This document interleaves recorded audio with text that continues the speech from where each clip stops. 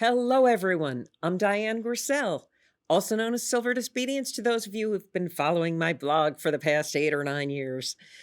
This is the Silver Disobedience Perception Dynamics podcast, and I'm really excited. We're in iconic Manhattan Center, and I have got a really fascinating guest today. His name is Lou Romano. He's a businessman. He's a proud Bronx native. And he's an author of quite a few books, a few of which have also taken off in a big way and put his name as an author on the map. And we're going to find out how that all evolved. Thank you, Lou. Thank you. I'd love to. I'm so happy to see you here. It's a pleasure. I don't get into the you. city much anymore, but for you, I'd come. Well, I'm glad. I'm honored. So, Lou, Yeah. you're a Bronx native. Yeah. Let's talk about the Bronx from a few years back, because God. I have a feeling it's somehow interplayed into your book writing career at some point. And your perception is correct. Okay. So the Bronx in the 50s, I was born in 1950. Can I say that? I'm an old guy now. And yeah, it was a good song by the Police. Born Yeah. in the 50s. right, I was 1950. And the Bronx was completely different than it is today. Mm-hmm. I mean, it was lovely. I mean, it was boulevards, and you had to dress up to go to the doctor and to the church, and everything was dress up time. The Grand Concourse, the doctor, we have to go see Dr. Curtin, and we had to dress up. It was a whole beautiful place, but there were all characters everywhere. So I grew up in an Italian neighborhood, Arthur Avenue, that area. Oh, yeah. And that was a minority couldn't walk down Arthur Avenue. They would chase them away, walk around the neighborhood. It was terrible, terrible. But that's how they did it back then. Mm-hmm. So I saw all the characters and all the mob guys around my great uncle's restaurant, which was a pretty good restaurant, pretty good pizza place. And I just watched them, and I just studied them, and I was like so enthralled by the way they carried on. A lot different than you see on The Sopranos, and a lot quieter, but the real deal bad guys. Mm-hmm. And that influenced me. Also, I was influenced by Rod Serling, who wrote The Twilight Zone. Twilight Zone. And I love that. my God. I mean, he is. He is. And very influenced by him, wanting to know how he got those great stories in his head and how he put it on paper and they put it on film. It's still intriguing to me. And I guys, still, to this day, yeah, at any given Yeah. point, have, and everyone in the world who knows me laughs, there's no chance I'm ever walking around without 5 to 10 pairs of reading glasses. me too. After the episode with Burgess Meredith, too. where he's the last man on Earth after I a nuclear know, so attack, and he's unfair to and he him. tripped. And Yes, he was a reader, and he goes in the library. Yes. Yeah. I mean, please. and people are like, "Why do you have so many glasses?" I'm like, "Did you ever see that I buy Twilight them- episode?" I buy them $5 for $15 on Amazon. They're everywhere, every pocket. It's terrible. But so I was influenced by that. And Bud Schulberg, Yeah. who wrote On the Waterfront, I was always intrigued with how did they do this? And some other authors and some great poets and so forth. So I was in the oil business. I'm skipping out of the Bronx. But, the Bronx was kind of tough in those days, and it got worse. And it was a lot of prejudice against Italians, believe it or not. And not in my neighborhood, but in the schools. But I survived all that. And I think I came out of it pretty good. And I think so. yeah. At some point, you got into the oil business? Well, What's yeah, this? I worked for Hess Oil, a big oil company. Oh. I was a sales manager here in New York. Really? Yeah, I was the prince of the city back then. I had a great time. I had restaurants, and everybody knew me, and I spent their money. And then I went to a company called Castle Oil. I was senior vice president of sales and marketing there, 14 years, a good tenure. And then I got into my own little thing, and I decided I'm going to write now. I need to write.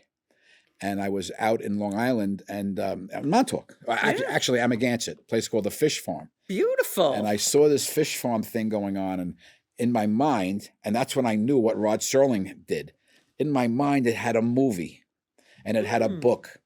So I wrote this book about this fictitious drug dealer, Lucho Gonzalez from Colombia, from Barranquilla. And I did all the research on Barranquilla and all these other things. And so we had a great time doing that book. It stunk. But people liked it. People liked it. And they said, do another Keep one. writing. Do another one. And then I wrote a book about the Albanian mafia and the Italian mafia from Arthur Avenue. Oh, yeah. Fictitious names, though. Mm-hmm. I used my mother's maiden name rather than Gambino or anything like that. I still want to walk around. And it just took off from there. And then, I just kept writing. And I'm on a hiatus now, Diana, and I'm really chomping at the bit to get back to it. Why are you on a hiatus? Is that self-imposed, or was it a creative gap? Self-imposed. I don't believe in creative gaps. Okay. If you're creative, you're creative. Okay. If you have a writer's gap, you're not a writer. That's just my opinion. I so agree with you. Do you? Yes. And you know why I agree? Because writing to me is a discipline. Yeah. You either choose to be disciplined and sit down and put some words on a paper, and maybe they're not your best words, but you can address that another day. Right. But it's a discipline to keep doing it. Well, my discipline is 1,500 words a day minimum, no matter what. 7 days a week, no vacation. Because 1,500... That's about 5 pages. 6 pages? That's my chapter length is 5 to 7 pages, 8 pages. I want people to feel like they got something out of it. Yeah. And I have bigger print because I can't see, so I like those books. Yeah. I have a lot of chapters, but they're small. I just like that way of writing, And so I decided to put it down. I wrote this book about this criminal. I like to write fiction because that's where my mind gets going. That's where it flows. And the funny thing, I tell people all the time, the characters actually write the dialogue. I hear fiction writers say this. You've heard that from others? And I've written a lot of nonfiction books. And when I hear somebody say the characters write themselves, I've met all kinds of characters, but it's a different way of thinking to build out a character in your head. It is. They're in the moment. And you know the character, and the character just has their own language, their own way of talking, their nuances, their Italian guy like this, how you doing? It just flows out of me into the characters. Writing nonfiction to me is like a book report. And I have 3 of them out there, and I don't like them.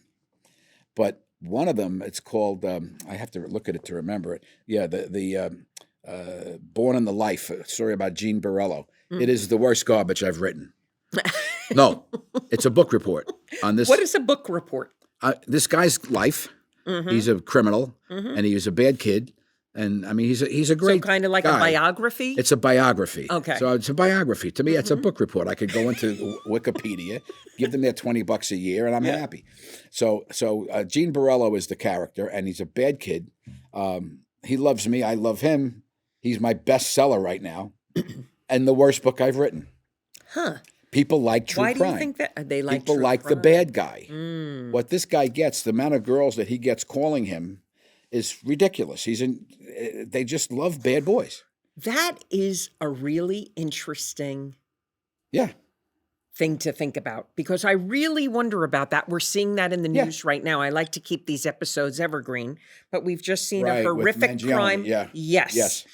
And that he has this fan club. I'm like, are you kidding me? The guy's a murderer.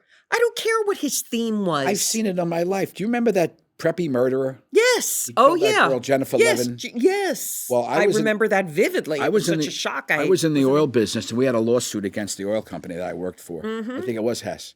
And in the next courtroom, there was the Jennifer Robert Levin. Chambers. Robert Chambers, right, the preppy murder. And he's talk about a tall, handsome, good-looking, educated guy.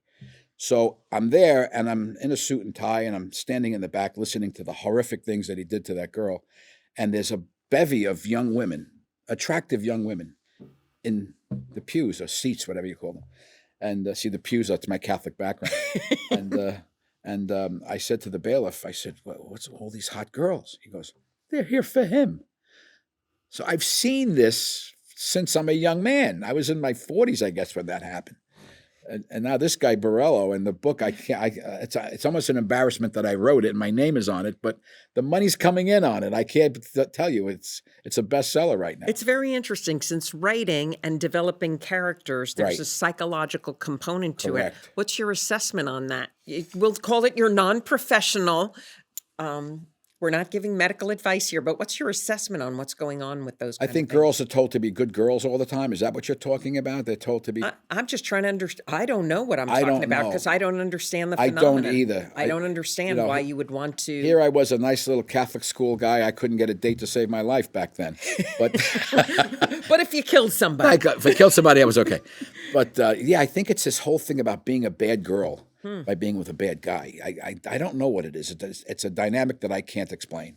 But I've seen it my whole life. And I mean, the guys who were the bad guys in the neighborhood, and I grew up in a bad neighborhood, they were the guys with all the hot girls. You know, it's a psychological thing. Maybe I'll write a book about it. I don't know. Now I'm curious. They say often a first book Yeah. is somewhat autobiographical, Yes. but it's disguised in nature. So it's a roman à clé or something Yeah. like that. What do you think about that with any of the books you've written? That's absolutely true. The Yeah? character's name is Gino Rano, Mm-hmm. and he's sort of a bon vivant, and he's with a girl he shouldn't be with. And they got in trouble, and he's part of the mob. He's affiliated with the mob. He's not part of the mob. He's around the mob. See, there's around, and there's with, and there's affiliated. And anyway, so even to this day, I have affiliations where if I got into any kind of trouble, I could make a phone call. One of my books says, the first line in the book says, "Not every Sicilian is in the mafia, but we all have a phone number."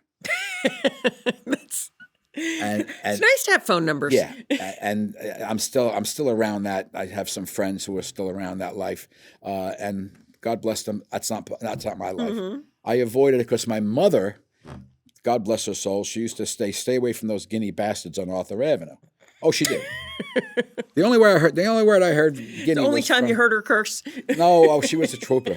Stay away from the guinea bastards, and I heard the same thing that I was a guinea bastard in school. So I sort of thought my name was Guinea Bastard till I was like 14. So she kept me away from the mob. With that constant reaffirmation of not being involved with bad people. And she was good at that. My father didn't care because he was around it his whole life. And it was like, yeah, talk to Tommy, this kind of thing. But it was fun growing up in those days. It really was, because there was a lot of characters. A lot of characters. Yeah. Do you build on those characters in your books? Oh, yeah. Absolutely. Anonymously? Name changes? Yeah. To protect the innocent and the guilty? To protect the innocent and the guilty. Yeah, that's funny. I keep it sort of like, if you really know the mob in New York, you could figure out who's who. Do you have, when you go about writing a book, Yeah. do you know the beginning and the end? No. How does that unfold for you? I know the beginning and the middle. The end unfolds, and it could go 3 or 4 different ways. But it's never, I don't want to give my secrets away, but sometimes it's a surprise, like Intercession, which is Let's talk about that book. Yeah, I love that I've book. got a copy of it here. That's my book. That's my I just bestseller. ordered it. Yeah. You ordered it. Thank you. I did just order. Oh, I always You were the order one? books. No, I think you had way more than one. This book's selling nicely. Yeah, it's got a selling lot of nicely. reviews, and I will be a future review. Thank you. And Tuesday, I have a meeting with my partner in L.A. This is going to be a feature movie. Really? We have some money and we have things going on, so I'm very excited about that. I never thought that would happen. It doesn't surprise me, because before I bought this book, I saw a bunch of different books for you on Amazon. I, read the blurb, then I read a few reviews, and I thought, well, this looks like it could be a movie. So it doesn't surprise me how did that all... You're so great. I want to hear about the book, and I want to hear about how it evolved into a movie without giving away any secrets. I'm not going to give away the secrets, but I'm going to tell you things that I don't really often speak about. Okay. Because you're so great and so charming. I was born and raised Catholic, but I never had the Catholic spirit. I rejected Catholicism when I was 8 years old. I thought it was a bunch of bullshit, excuse me. But it's not bullshit. It's really a good faith, but it's just not for me. I'll never talk badly about dogma or religion or the Pope dying. I'll say 1 or 2 Pope jokes, but they're not bad, because I really have a reverence for the Catholic Church. Born and raised. Unfortunately for me, someone very close to me, one of my sons, was molested by a Catholic priest.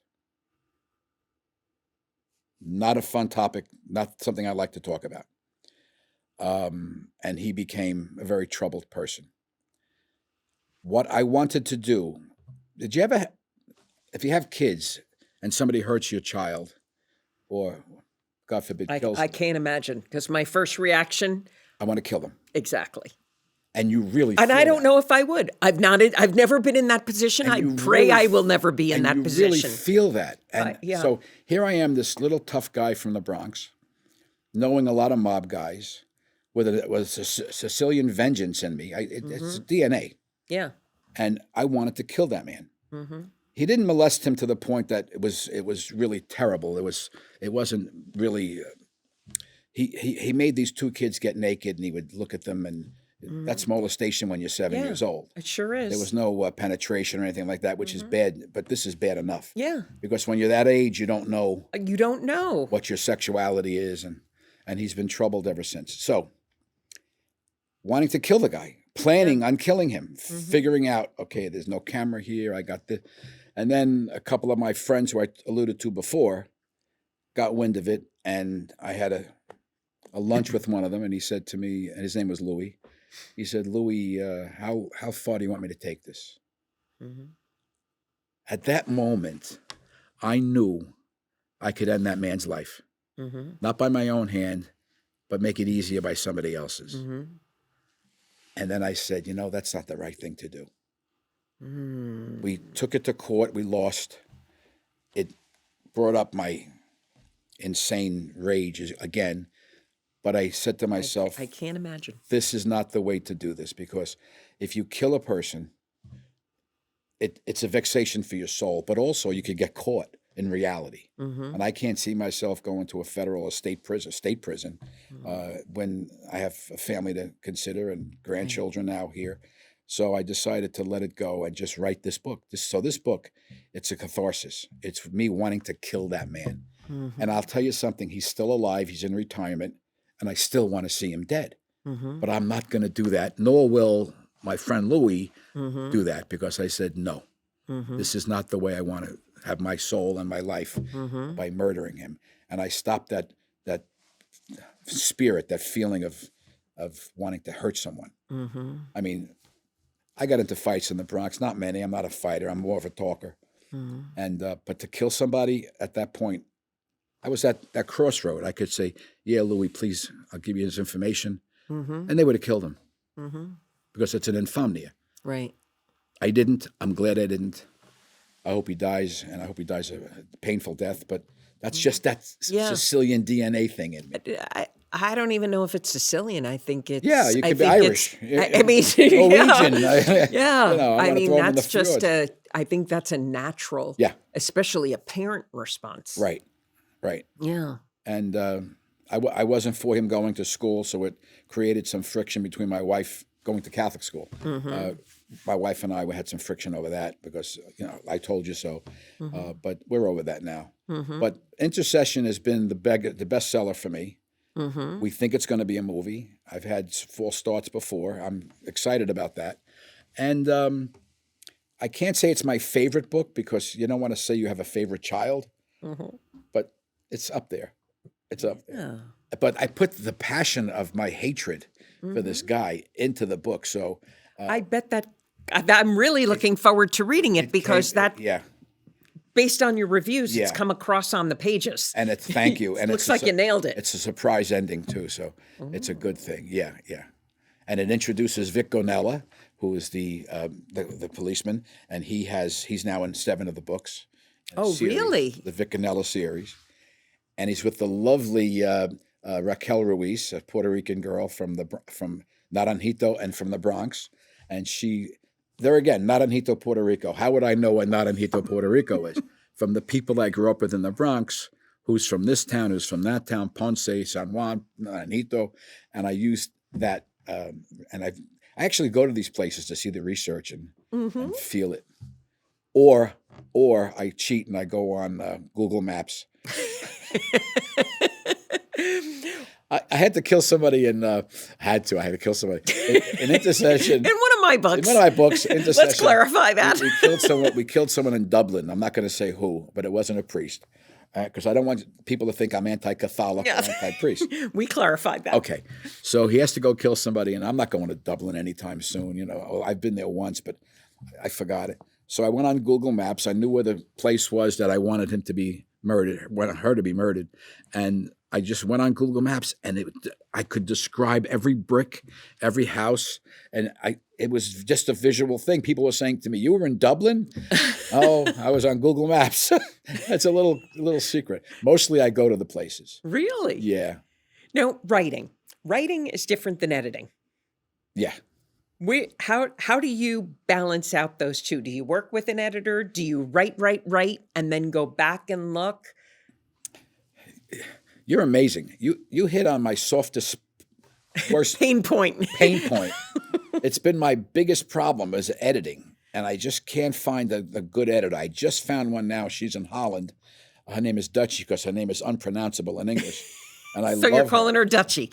She told me to call her Dutchie because I push button. I can't. So we got along great. We talk once or twice a week on Zoom, and she does a lot of my work, and she's terrific. She's the best I've had so far, but I've had some clinkers, really. It's hard. And then I'm embarrassed with all the errors in the books. Well, it's not even just the embarrassment. You can have someone else edit your book, and one, they're not in your head. They don't know exactly what you were trying to say. And it's got to be, I mean, I know that writing nonfiction. Yes. I say to someone, no, you didn't understand what I was trying to express about this particular factual issue. That's got to stay factual. But in your case, you're inventing a person in your head. You have that whole character built out. And so the if someone story. starts to change anything about that personality, that could probably get pretty personal quickly. Yeah. I can tell you a story about editing. So Yeah. I had 12 people read this book before it came to press. And one of the guys is a construction guy here. He's a demolition guy. His name is Frank Cali. Not the mob Frank Cali, but my friend Frank Cali. Smart guy. But I didn't know how smart he was. So I'm in Florida playing golf. This is at the press. We're going to start to print Intercession. And he calls me and he said, I'm on the golf course. And he says, Louis, I got to tell you something. You're supposed to have 12 murders in the book, right? Yeah. There's 12 sharpened crucifixes that he kills people. He says, you only got 11. And he's from the Bronx like I am. So you only got 11 comes out as one word. You only got 11. I said, come on, Frankie, stop breaking my chops, you know. He goes, no, Lou, you missed number 9. I said, what? He goes, I swear to God, his 8, his 7, his 9, 11, you missed number 9. Now I cannot hit the ball in the air. I'm dribbling the ball, and I'm like, I got to go. So I get in the cart, and I go back to the condo I was staying in, and sure enough, it's not there. And here's a guy who's a construction guy. You know, he owns the company. And all these editors and all these people I'm paying and all these proofreaders and these pre-readers, 11 or 12 of them, nobody picked up that there's a murder missing in the book. Can you handle the embarrassment? So I went out on the lie, got 4 cigars. This story. It's a true story. And Frankie's going to love that I'm telling it. And I put 4 cigars out. And I don't drink alcohol when I'm writing. I don't drink alcohol much at all. And a bottle of Pellegrino, and I just did the whole chapter. I was like exhausted from the experience because the embarrassment. And I'm still very embarrassed by errors. But the errors they happen. Well, you know, I always say to people when they're going to write a book, I say, listen, there's writing and there's editing. Right. Get the story out. Right. You know, be disciplined, Yes. Get the story out, and then go back and edit. But you can't write and edit at the same time, or you can't get off page 1. No. You know, because you can rephrase something a zillion ways. Absolutely. And you could put AI into it, and they could do it for you. But that's not creative. That's not real. I wouldn't do that. But no, editing is the bane of my existence. I mean, it takes so long. So it'll take me, if I do 1,500 words a day without stopping, it'll take me about 50 to 55 days to do a manuscript on a 350-page book. And that's comfortable for me. It takes twice that long to edit it. Yeah. It does. Yeah. So, yeah. Because sometimes it's, well, this is a great paragraph, but it really could have gone in chapter 7. That drives me no. crazy. Yeah. But it's right. A good editor picks that stuff out. And Dutchie's pretty good. She just got me into Spanish books. So one of my books is in Spanish, The Butcher of Punta Cana. I can't pronounce it in Spanish. Confessione de Punta Cana, whatever. And it's in Spanish now. And she's putting books out in German and in Dutch for the German and Dutch market. Wow. And I have one book in Albanian, Bessa, which is the mafia book in the Bronx. But Bessa had one sale in Albanian in 4 years. What does that tell you? The Albanian people who are wonderful, they're my family. And this, they just don't read or they just don't know about it. One sale.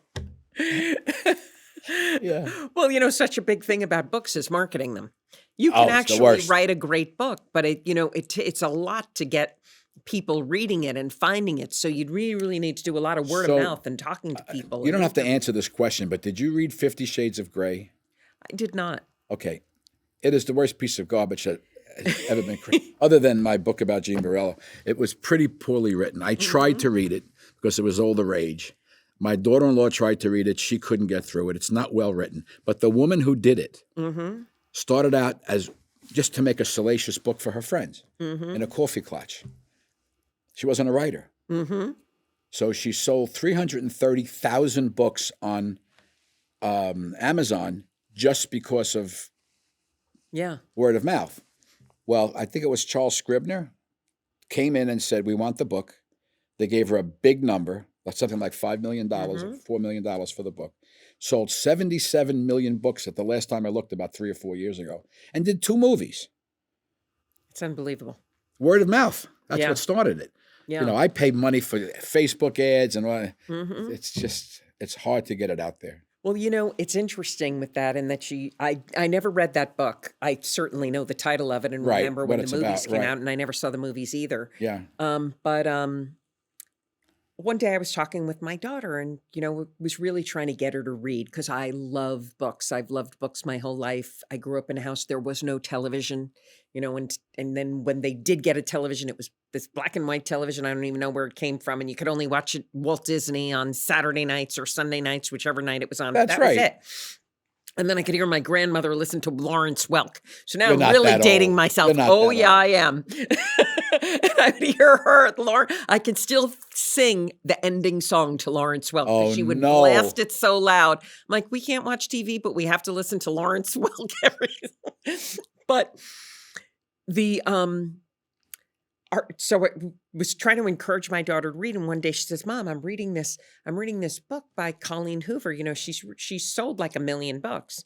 I'm like, "Honey, I don't think so." Right. And I'm like, "I never heard of this name." She goes, "Oh no, she has." Well, it's like self-published her Yeah, first book, yeah. and now she's got all these different books out. Making a fortune. And now they just made the movie. It ends with us or starts with us. I'm not sure what it was. The one that's Yeah. all in the rage because there was some problems on set with the movie. Yeah. But I'm like, oh my gosh, I never heard of this author. And it just Amazing. took off. It was one of those things that a bunch of girls liked the character. And it was in that 20-something age group. So it's almost like you just have to find your niche. It's a lot of luck, too. Oh, It's yeah. a lot of the Lord looking down on you. Like Mario Puzo was a failed writer. And then he wrote the script. I mean, he wrote the book, The Godfather. And I remember reading the book and reading it twice. And I haven't read a book twice in my life. And then he just took off. But he was a failed writer. Yeah. Takes one chance, one thing to happen for you. Well, But I'm not looking to make a living at writing. mm-hmm. Never set out to do that. It's a good passion project, though. It's a passion project. Yeah. Do you find it stress relieving or stress inducing? Or both? When I'm not writing, I'm kind of sullen. When I'm writing, I'm just, leave me alone. I mean, just, I'll be out to dinner with people and I'll be just in the chapter. And it's not an act. It's really, I'm thinking about Vic Ganella and is there going to be a passion scene? Is there going to be a fight scene? And I'm no fun. So I guess I'm no fun. I actually do understand that totally. Do you? Even though I don't write fiction, which I so admire and love to read, it's how I relax. Is I'll reading a fiction book, but with nonfiction, when I committed to writing the blog I write every day, and I started, I think I'm on my 8th or 9th year. I'm not sure, and I'll be walking around. And whether I could be in the shower, I could be on the street, I could be on the corner waiting to cross the street and someone will say something. And all of a sudden I'm like, oh my God, there's a blog in that. And I start writing it in my head. And then I'm tripping on the street and giving myself concussions because I'm pulling out my voice memos to talk and talk into it to make sure I don't miss that moment. Or I'm slipping because I'm rushing to get, it's like, it's dangerous being a writer. It's a high risk occupation. Here's another that danger. people don't realize. During that 50 Shades of Daytime, 50 Shades of Grey, rather, I was writing one of the Vic Ganella books. And Vic Ganella and his partner, they finally get into a sexual relationship. Mm-hmm. And I describe one of the sex acts Mm-hmm. in detail. Uh-huh. So my wife is in bed reading it. And she said, excuse me. I could see it like it was yesterday. Where did you get this? And moron, because I have to be glib, said, well, not here. Oh, She threw that was a good night for you. Oh, no. We're in separate rooms now. She threw the book at me, missed, and the book laid in the corner of my bedroom for like a month before I picked it up and put it back on the shelf. She never read it because I was insulting her, but I was being glib. I mean, I was just trying to be fun. You know? But you know, I'm an idiot. I'm like Larry David sometimes. But you know, it's so funny because it's funny when you talk about sex in books, Right. Because I mean, clearly I'm recently my sister was telling me that she loves Sandra Brown books. Oh yeah, I know And- who she is. Yeah, and you know, Yeah. I had never read a Sandra Brown Yeah. book, and I'm like, okay, now I know a lot more about my sister. They're steamy. They're steamy books. They're steamy, Yeah. but it's like this tension that builds. Yeah. There's all this history, or there's this or that, and then there's this tension, and then you find yourself waiting for the Tension to break. Right. and then it's so funny because it's like the creativity of getting that out on paper, Yeah. you know, or inventing these scenes. Yes. I have utmost respect for people who do that. It's not. It's. I think it's a gift. I don't think I'm a It is gifted a artist. gift. I think what you do is a gift. I think what artists who paint and draw, that's a gift. Musicians is a gift. I'm from a family of musicians, and I Oh, can't. I think writing is a gift. Storytelling. Yeah, is a people tell me that. gift. I don't want to be so self-aggrandizing, but Go ahead. Yeah, okay. Go ahead. You can do that here because storytelling is a gift. Some yeah. people can tell a good story. I mean, you know as well as I do, there are tons of crappy books out there, Right. you know? Oh my God. And there's 300,000 new books a month Isn't that published in the unbelievable? United States, over 3 million a year. So how are they going to find my little book? And you have to tell yourself that when, Yeah. when your book's moving yeah. and you're getting those book sales, you say, listen, I started at book number 3 million. Exactly. The day this book went to Exactly. print, it was Exactly. number 3 million. Million, not number one. You know, so I mean, you get a book into the top 100,000, you're in a mega achievement. This got to number one. A few of my books got to number one for a while. Phenomenal. It's phenomenal. But it doesn't I know happen we might very not often. retire from it, but you never know when that can happen because sometimes, like, a lot of people hate the book. They hate her. I love Atlas Shrugged. And I happen Ayn Rand, yeah. Yes. And I extra love the book when we were talking about the large print. Right. It came out Yes, in a large yes, print yes, it did. edition. Thank God. And to me, You're the too book is- young to think that way. No, I appreciate it because I wear those glasses all the time. No, but that book was like this thick. Yeah. And the writing. Yeah.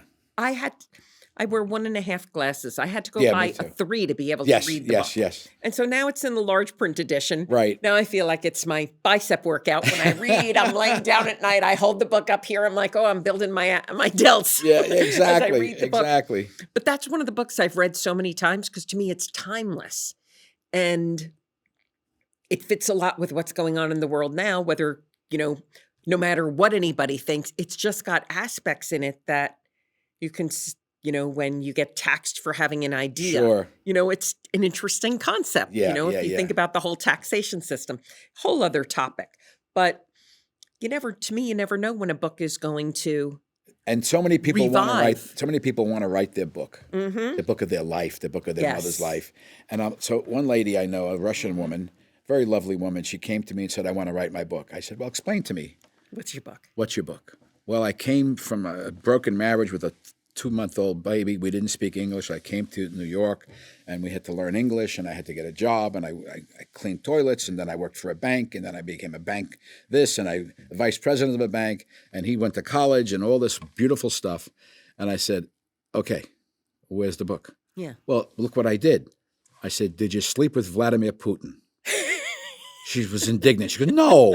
I said, "You should have, because that's the book. That's now. the book. That's Yeah. the book. You did everything that every immigrant came in. My great-grandmother and grandfather, and on both sides, they had the same thing. They had to work. Everybody came here. Yeah. Well, not everybody. So, yeah, even the Pilgrims came. Even the WASPs had to do it. You know, it's Yeah. so interesting you say that because obviously I get since I started this podcast about almost 2 years ago, I always look for pitches and I carefully read Yeah. every single pitch. And that's a whole other story because I get a lot of terrible pitches that they Yeah, just yeah. will tell me about someone and never say why I should interview them. Right. And so they're looking for me to do that work, which is like, I'm just not going to start to do that Yeah, work yeah. if we can't even come up with an angle. But so many of them will say, yeah, but they're an author. And it's exactly that.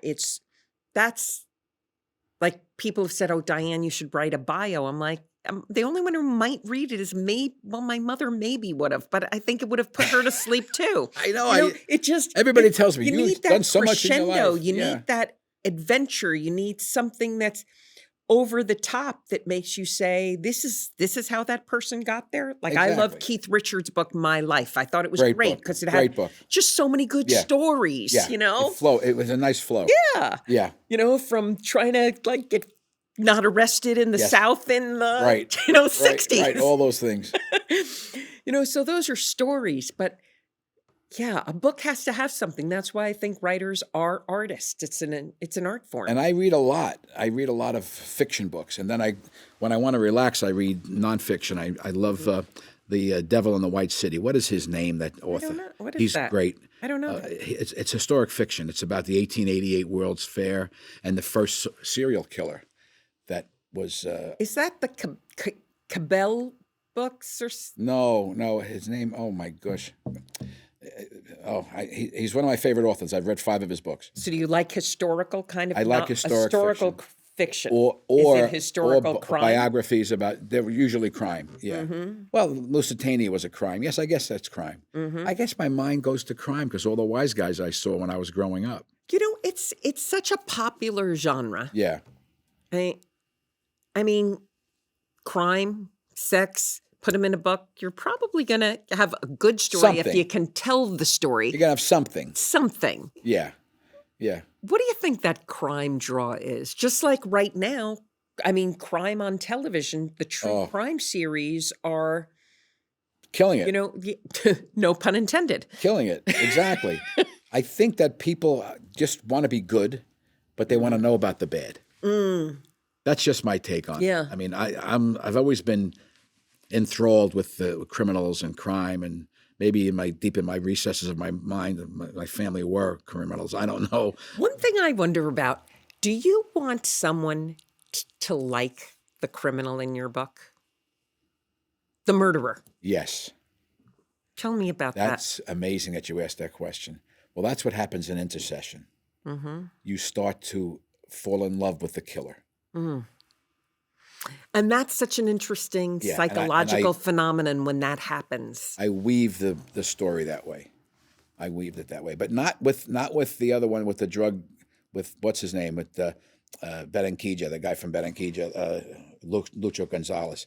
No, I didn't like him, so I didn't want my readers to like him. Mm-hmm. But I like the killer in Intercession. Mm-hmm.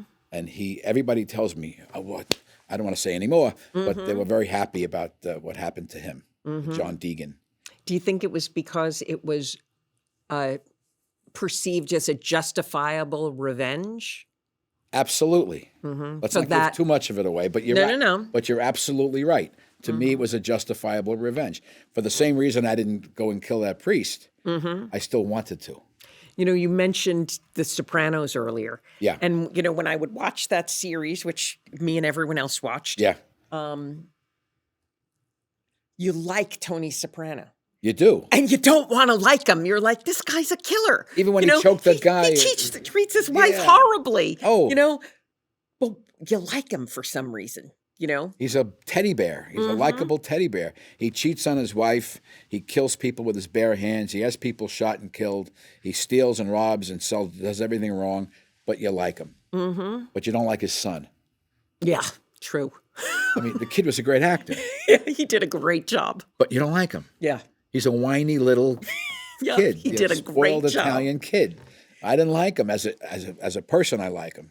It was funny, too. Recently, I was very frustrated with the ending watching Tulsa King. I love Sylvester Stallone ever since the first Rocky. Me too, it just was so good, And there's a guy who wrote a script, right?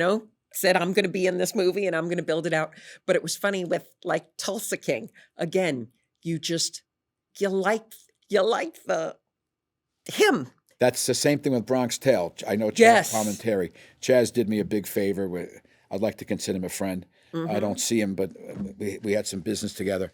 And I said to him at lunch one day, I said, you know, and I excuse my language, I said, because he's a Bronx boy too, I said, you had balls bigger than cantaloupes. I said, here To write that. you had nothing, and they offered you $1 million, and you said no. I said, do you know what $1 million? Really? I didn't know that. Oh yeah. De Niro offered him $1 million, first less, and then they came into $1 million. Offered him that much money, and he said, only if I'm in the movie. Only if I'm So in he did the same kind of same thing thing Sylvester Stallone as and Sly. Rocky. Yeah, same thing. Wow. And look, it's been his whole career. It's been a big portion of his career. It was a phenomenal movie. And his one-act Great play is script. terrific. Absolutely, the script is great. And it sort of reminds me of when I grew up in the I Bronx. got to rewatch that movie. I haven't seen that in a long time. Yeah, it's a good movie. And a lot of those things really happen, like that scene with because I grew up in the same neighborhood as Chaz, and the scene with the motorcycle guys, now you just can't leave. Yeah. Well, that really did happen. So in the neighborhood that we were in, it was pretty tough. And Chaz was he did a great job for himself, and he had the courage of his conviction. I'm going to be in this movie, or you're not going to do it. That takes a lot of chutzpah. Oh, yeah. Yeah. And he's a great writer. He's a great screenwriter, and he's a screen doctor as well. He told me that he'd make some money doing that. No, I'm so glad you just segued into that, because you're thinking about taking Intercession, making it into a movie. Yes. How does that script writing work? Do you get involved with that? No, I read it. Ooh. I read it. Read it. To me, I can't tell you if the script is good or not. I really can't. I just don't have the head for that. I have to see the whole story. I can't say Diane is a beautiful girl. That's not enough for me. I have to describe you. Your beautiful eyes, your cheekbones, your jaw. I could have to describe you and your figure. I have to describe you to the reader. Right. You don't do that in a script. Right. You know, and that's not for me. Very different kind of writing. Yeah. So my partner, AJ Enrique, he's in California. He's got a script. Some people say it's not a good script. I can't tell you. I think it's okay. I think it's good. He loves it. Other people have loved it, and he's got some money now behind the movie. So exciting. He's in charge. Now I'm curious. Think of a book you've read that became a movie, and who do you think did that book justice in the movie? And what's a book that you read where you said, "Oh, the movie was just brutal. Like they did not do the book justice." Which would you? Well, the number one movie I would say was The Godfather. It was a great book. And I think in that case, the movie was actually better. Yeah. I mean, it was. That's a movie. I love when they put the two together.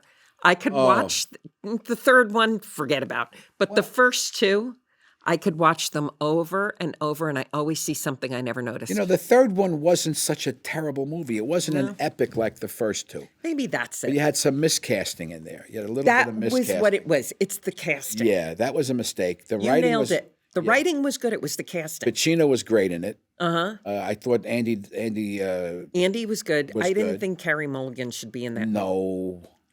I just couldn't see it. No. And of course when what's his name? And she's delightful, but not in. It was the wrong. Oh yeah. Wrong actress. I don't know who I would have put in, but I wouldn't have cast her. And Coppola's daughter Oh yeah, was Sophia. totally Yeah, she's a lovely girl, but totally miscast. yeah. And even the guy with the tan, what's his name? He played the lawyer. Because I can't remember. Yeah, I don't remember that movie. because they wouldn't pay the actor who played. I'm losing my mind now. The actor who played Tom Hagen. They wouldn't pay him the money for Godfather 3. It would have been a better movie. But he didn't. Yeah, that's Paramount. Robert Duvall. You know, Robert it's so Duvall, funny. yeah. I was just out in Deer Valley at a friend's Oh, yeah? house, and we're sitting in the hot tub, and we're saying, wait a second, who was the attorney? Not one of us could think of who played the attorney. And I'm like, everyone's saying, but I know it. I know exactly who he is. We could all picture his face. I had to get out. I'm like, okay, I'm getting out of the hot tub. I'm going to go find this out because it's going to wreck the rest of this hot tub. I won't answer your second question about. I want to hear what's the worst, where you loved the book and you said, ugh, how could they destroy this in this movie? I don't want to answer that question because I don't want to destroy anybody's It's an opinion. reputation. We're It's having an opinion. I'm trying to think. I mean, You're I've read a entitled to lot it. of books. We'll put a disclaimer. Okay, this is Lou Romano's opinion because we've got about 5 minutes left, so Yeah. we just want to hear it. I can't think of one offhand. I mean, I'm sure there are many Mm-hmm. that the movie just stunk. Yeah. That just when I read the other day I saw the other day that was done by Sly Stallone, written Mm-hmm. and produced by him. The movie was terrible, but I didn't read the book. There wasn't a book attached to it. I'm trying to think. See, I could say I loved The Fountainhead I hated the movie. The movie I'm was like, terrible. are you kidding me? Who wrote this script? The I mean, movie the was book is so terrible. good, and the movie was terrible. It was terrible. I mean, that would make someone not want to read a really great book. How about Napoleon? It was a terrible movie. Oh, I never saw that one. Well, there's been so many books written about Yeah. Napoleon, but yeah, it was just bad. Just a bad movie. Right. Not fun. Hmm. I can't think of offhand of any situation where the movie was that bad.